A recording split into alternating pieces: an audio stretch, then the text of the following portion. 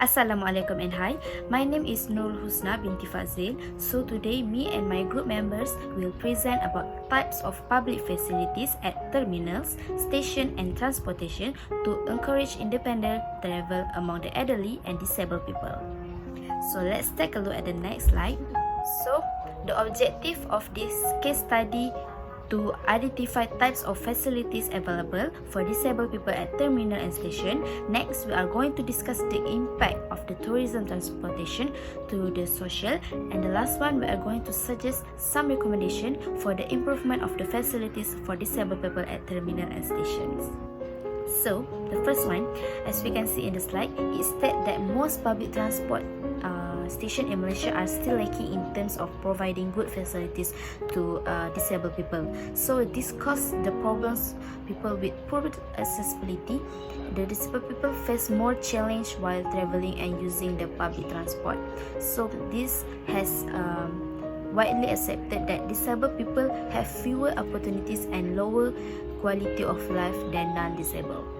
So, Malaysia has endorsed the United Nations Convention on the Rights of Persons with Disabilities and enacted the Persons with Disabilities Act of 2008 for the promotion of the betterment for the person with disabilities. This is because persons with disabilities should have the right access to public transport facilities equal to the person without disabilities.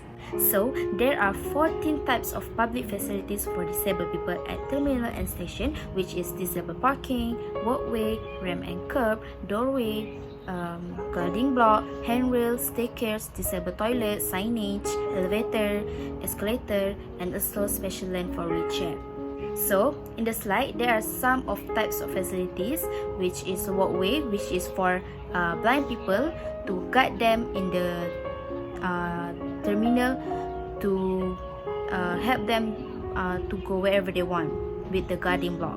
And then we have disabled parking, which is to help the disabled people access to the terminal without going too far away from the other place.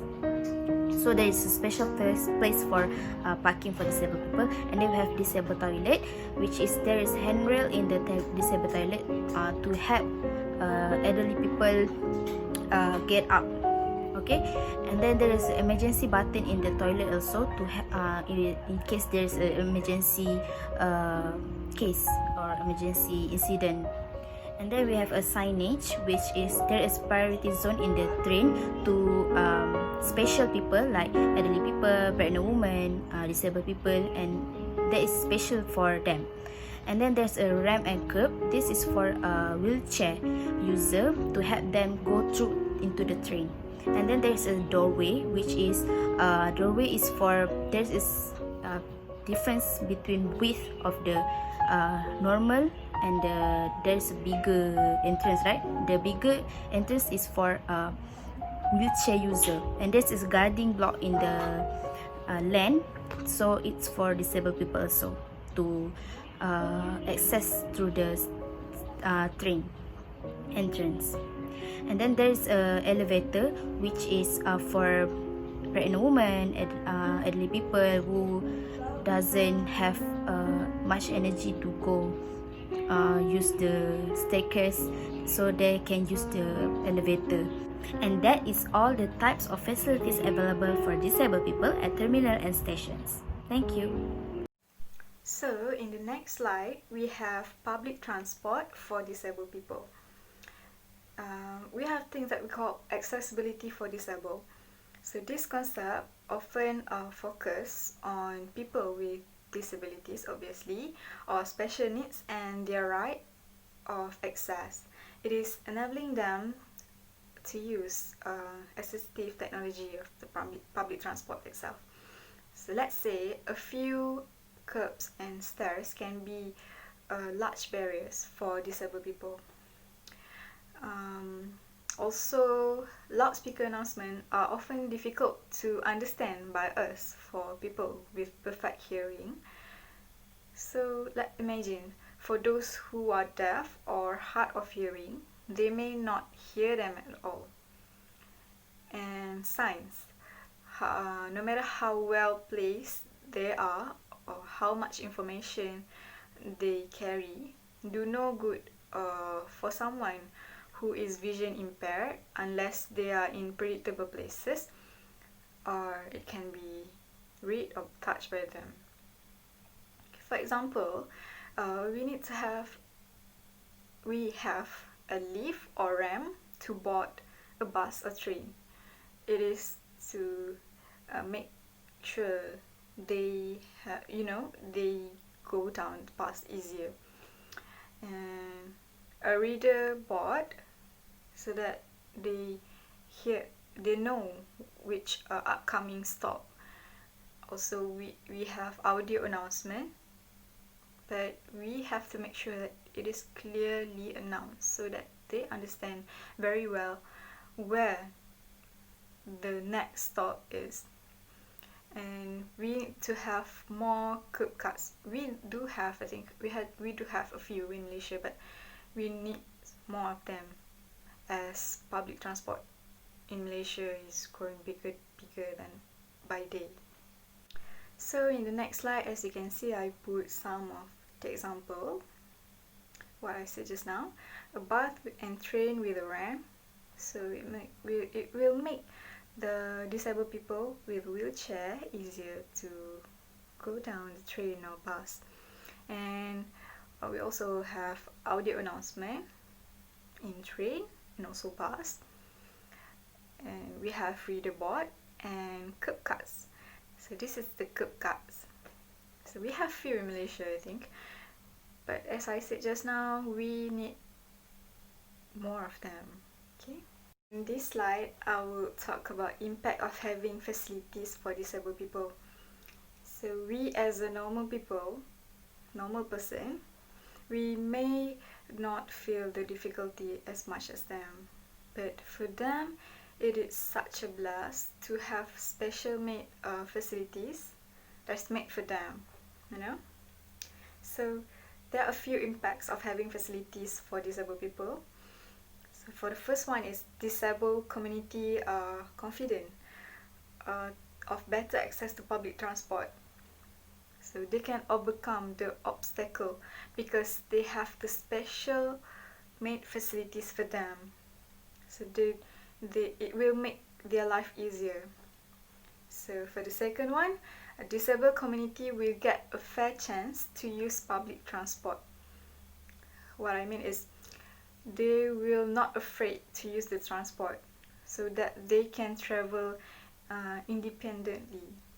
They don't have to, put hope on other people to bring them anywhere. And last but not least, it is to encourage the disabled community to be more independent to use public transport. So with all the facilities that we have for them, they will feel more safe, they will feel more comfortable to, use the public transport because they have facilities that especially made for them so that they don't have to worry anymore. They can use the public transport whenever they want by themselves.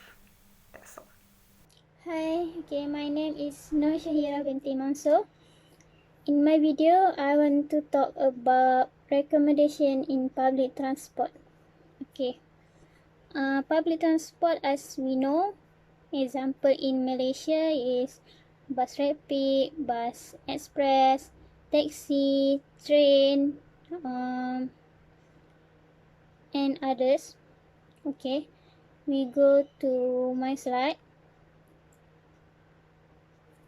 First point is public transport is a system of transport in contrast to private transport for passengers by group travel system available for use by the general public, typically managed on a schedule operated on established route and that charge a post fee for each trip. When we want to use public transport like train, bus rapid, bus express, we must pay fee depend on trip. Okay, for your information, public transport have their scheduled time, like in morning 8 a.m., 10 a.m., in evening 2 p.m., 4 p.m., and night. Second point in my slide is in public transport, like train have a special part which have a seat for disabled people, elderly, pregnant women, and children. Okay, example like when I want use train, I can see sticker or poster for weak people. Okay, we go through the next slide. How to improve social in public transport. Okay, first, authorities must do a campaign for expand the view about responsible to disabled people, pregnant women, children, and elderly in public transport. I don't know why, but campaign easy to attract people to do something, because campaign is easy to see what they want, what they do. Okay, second point in my slide, how to improve social in public transport is dedicate a place for the elderly and pregnant women or pregnant mothers. For me, it's more safe because normal people have their place and weak people have their place. Okay, the next point is share flyers to others. Maybe some people more attract when they read something like flyers. So maybe if we share flyers to other about how to improve social in public transport, benefit social in public transport, maybe it's more effective for them. Okay, next point is make the announcement over and over again. Okay, in public transport they have a big speaker so they can announce about it. Example, if someone go to their work every day, if they hear something announcement every day, they can attach about it in their mind.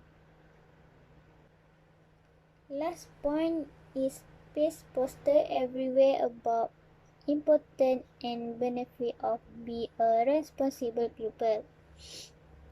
Some people, they easy to attract when they read something, so maybe this tip can improve responsible about social in public transport. Okay, we go through the last slide, conclusion. I just read my slide. Number 1 is to produce human beings who are responsible for human social. Number 2, raise the dignity of the weak. Number 3, practice a caring attitude and help in the community. And the last one, we as Malaysians need to work together to create a harmonious society. Okay, that's all for me. Thank you.